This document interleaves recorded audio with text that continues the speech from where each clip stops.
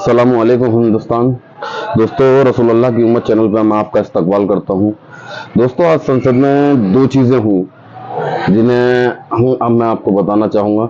सबसे पहली तो ये जो योगी सरकार, मध्य प्रदेश सरकार और उत्तराखंड सरकार ने आदेश दिया था नेम प्लेट को लेकर कि कांवड़ियों की यात्रा के रास्ते में जितने भी फल फ्रूट ठेले वाले, खाने पीने की चीज़ों की देखने वाले लोग आएंगे वो सब अपना नाम लिखेंगे। उसके खिलाफ सुप्रीम कोर्ट ने आदेश दिया। ये मैं आपको इससे पहले की वीडियो में बता चुका हूँ। तो उसके बारे में आज जब संसद में बात छिड़ी तो जो सभापति हैं श्री जगदीप धनखड़ साहब, वो भड़क गए इस बात को लेकर। उन्हें इतना बुरा लगा जब संसद में ये बात छिड़ी गई कि भाई इस तरीके से सरकार देश में आग लगाने का काम कर रही है, आप इसे रोके, देश को क्या कहते हैं बचाने की जरूरत है। इससे जो शेड्यूल कास्ट हैं वो तो बेचारे अपना सामान बेच ही नहीं पाएंगे। ये कहते देश में नफरत को फैलाने की साजिश है। इससे देश में बंटवारा पड़ेगा, भाईचारा खतरे में आएगा।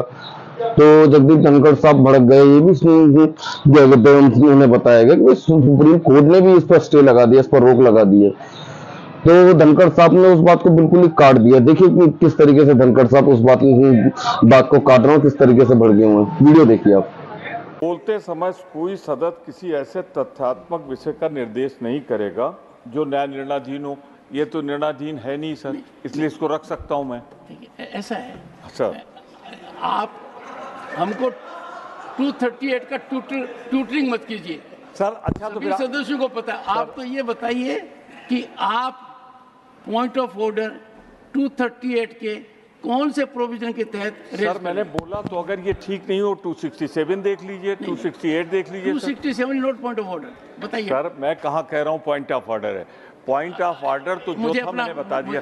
मैं सिर्फ मैं तो सिर्फ इस देश को बचाने की कोशिश कर रहा हूं जो ये सरकार धर्म और जात के नाम पर जारी कर रहे हैं। इसमें सर नेम प्लेट का एक सेकंड धर्म के आधार पे, जात के आधार पे सर इसमें शेड्यूल कास्ट भी नहीं लगा पाएंगे, बैकवर्ड भी नहीं लगा पाएंगे। प्रमोद जी संवैधानिक है sir. One second Pramod ji, take your seat.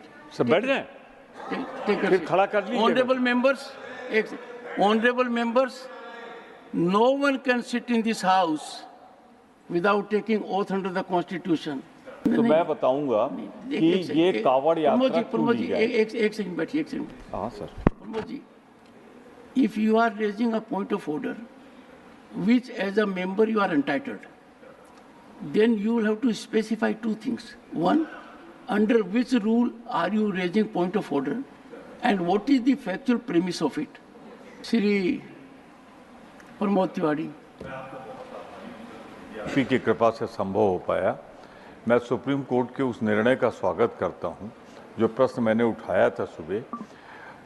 इंतरिम आदेश जारी करते हुए उन्होंने रोक लगा दी है नेम प्लेट इस्तेमाल करने के लिए। मैं सुप्रीम कोर्ट के प्रति no this will not go on record, this is inappropriate. नहीं बैठिए प्रमोद, दिस इज इनअप्रोप्रिएट।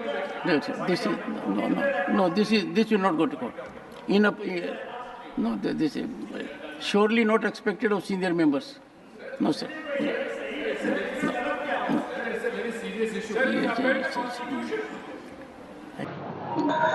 देखा आपने तो कैसे धनखड़ साहब ने रिएक्ट किया इस बात को लेकर।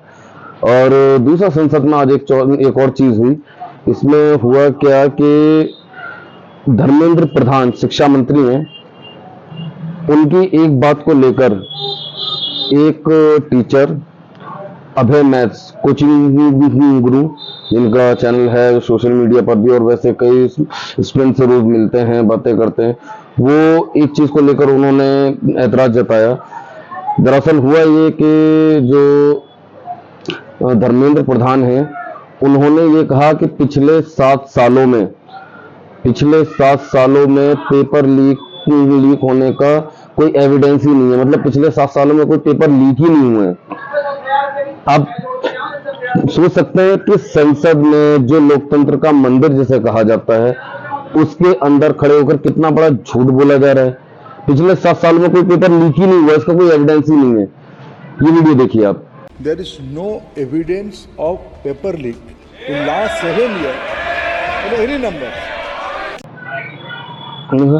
इतनी सफाई से ये झूठ बोल रहे हैं कि कोई पेपर लीक ही नहीं हुआ है। मतलब जो नीट का पेपर लीक हुआ, एविडेंस ही नहीं है कि पिछले 7 सालों में कोई भी पेपर लीक हुआ हो।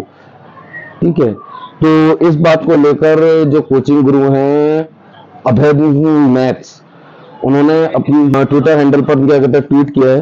जरा आप उस ट्वीट को देखिए